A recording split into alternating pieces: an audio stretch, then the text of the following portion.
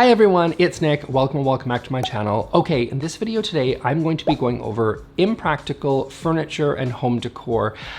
These are the items that we see on Instagram, on Pinterest, on YouTube, maybe even my channel, Guilty as Charged, where we see these items and they look beautiful, they look gorgeous, we love to see them in photos, but they're just not practical for everyday life. Now, I'm not necessarily saying that you should completely never choose these items, right? They might make sense for you. I just think we need to go in with our eyes wide open and really manage those expectations around what our place is actually going to look like or feel like with some of these items. Because, you know, this might be a surprise to you, but people sometimes lie on social media. I know, that's shocking. So this is why you need to go in with your eyes wide open, and that is why I'm here to shed some light on some of these items and some of the challenges you may have, practically speaking, about actually using them in your own home. Okay, first thing I want to talk about is the all white everything, right? This is those all white looks. I feel like people several years ago, everybody kind of wanted that same look, especially on Instagram or Pinterest or whatever, where everybody wanted that like blogger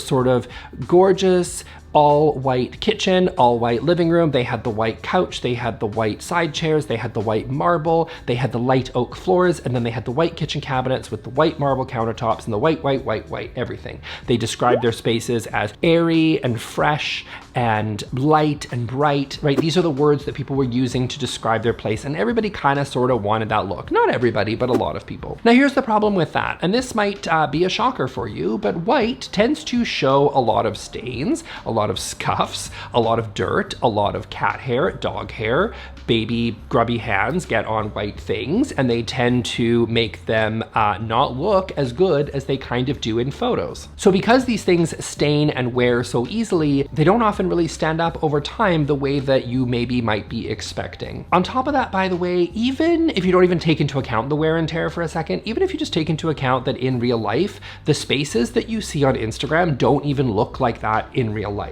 Because the truth is that everybody on social media that has these beautiful light and bright, gorgeous spaces is using a Lightroom preset or a filter on their photos to edit them to make them look even lighter and brighter, right? I just took this photo here of a local store. You can see, okay, it looks good, but let me add like a light and bright preset onto it, and you can see right away that this looks a lot brighter and a lot more white and is a completely different space than what you maybe were expecting. On top of that, you can use apps like Facetune, and you can make whites look even whiter than they would in real life. So not only do some of these things sort of scuff and stain and wear over time because white tends to show things a lot more than say darker colors would, but even when they're first installed, you may be disappointed to find out that it's just not that light and bright and airy as you maybe were expecting. So here's my tips. If you really like these light and bright sort of look and you really want to implement this sort of in your own home and take this in as your own design, I would say two things. The first tip that I have is to really manage your expectations, because,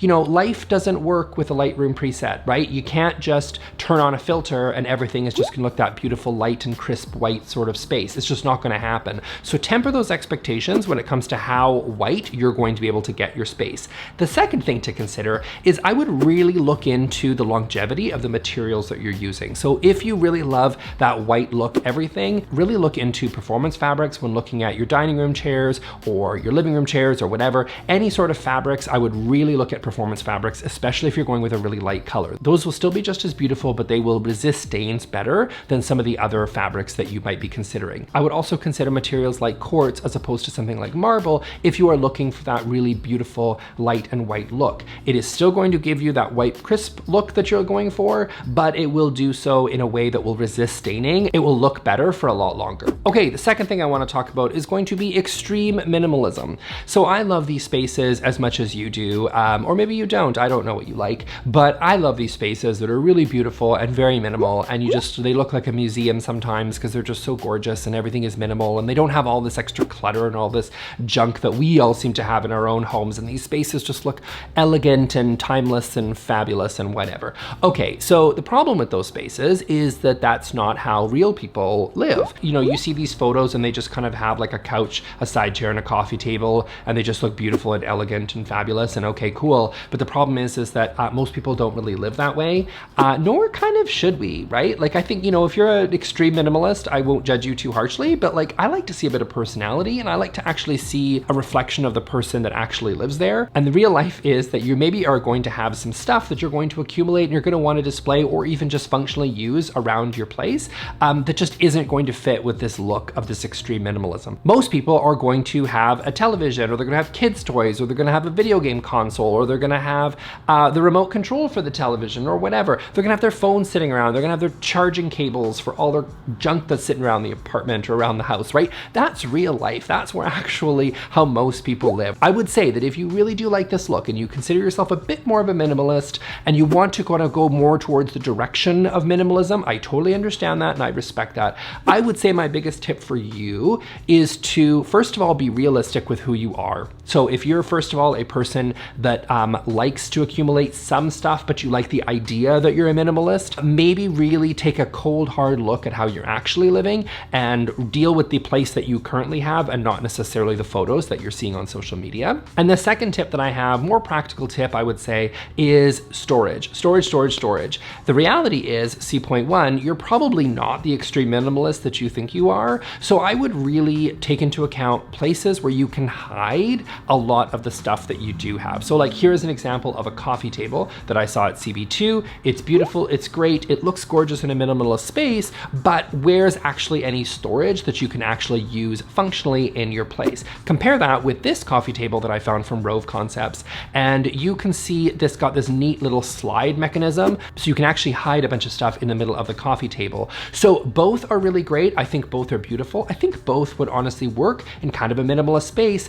but the Rove concept table I think is probably going to be a better choice for a minimalist because you can hide a bunch of stuff in there, which is a lot more practical for how most people are actually going to live. Because again, I don't believe that you're probably the extreme minimalist that you think you are. Okay, third up is going to be open shelving. So I have talked about open shelving a bunch of times on this channel, and here's my thing. I think we need to reframe open shelving for what it actually is, right? Open shelving is a shelf that is there to show off art. Whether that's going to be ceramics, whether it's going to be some nice, beautiful books that you found, whether that is going to be some little sort of decor pieces that you really want to show off. That is what open shelving is for. It is a shelf to display art. It is not a practical shelf for you to be able to store actual goods that you are probably going to functionally use in your space regularly. So when I say open shelving is not practical, and how I see things on social media is so often we see, especially these kitchens, where everything is open shelving, or you have one of the main walls of the kitchen full of open shelving. And that is not realistic in my view. I think if you have a little bit of open shelving in the island or on the side of, say, some of the lower cabinets or whatever, that can make a lot of sense because that is doing the job of being able to show off some beautiful sort of art or some ceramics or whatever that you're after. That is fine. But when you see these pictures on Instagram or whatever, and you see them on social media and you just see this wall of open shelving and people are artfully putting all of their mugs and some cute plates or whatever, I just don't think that is realistic or practical for how most people live. Because the truth is that most of us maybe have, you know, some funky ceramics that we like to show off, or maybe some really beautiful books that we like to show off and pretend that we read regularly, you know, like my books that I have back there, you know what I'm talking about? But the truth is that most of us, again, buy most of our dishes from IKEA, or maybe we bought like the Costco 12 pack or what have you, and that is probably not dishes that we really are going to show off regularly. So really, if you filled your kitchen or your living room or whatever with all this open shelving, you've kind of got two options. Neither are good. First of all, you have the option of showing off all the actual dishes that you use. Again, that Costco 12 pack, probably not going to make a lot of sense and not going to give you the look that you're going for. Or two, you've now installed a whole bunch of shelving in your kitchen or your living room, and you don't want to put all your IKEA mugs on there because Nick Lewis told you not to. So now you're stuck with a bunch of empty shelves that you have to fill, which is not functional, because where are you going to put those IKEA mugs that we all know you have, right? So you end up having a bunch of wasted space of all this open shelving, and you just don't have anything to actually put on there because, oh right, turns out you don't actually necessarily have 16 beautiful, gorgeous ceramic mugs that you all bought for $40 a piece, because that's not how most people live. So really, you've got two options for those open shelvings: either display a bunch of the junk that you don't want to show, or leave them empty and struggle with where you're actually going to put your real mugs that you actually use on a daily basis. Neither option is very good, you guys. Okay, another impractical furniture item is going to be glass tables. This can be glass dining room tables or glass coffee tables or just any glass tables. Honestly, pick your favorite because I don't like any of them, to be quite honest. I just don't think glass is a really great material to use on a frequently used surface that people are going to be putting their grubby mitts on all the time. I just don't think it really makes sense. Every fingerprint, every dust, every spill, every whatever is always going to be on that glass countertop. They always look smudgy. They never looked good. Also, they are so easy to mess with your like depth perception, I feel like,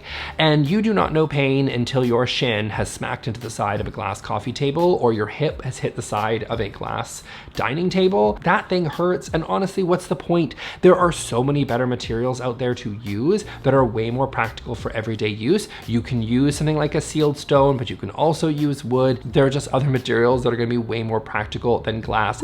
Who wants to sit there with their Windex all the time and try to like clean all these fingerprints to actually make a glass table look good? And by the way, they don't ever really look good in my opinion.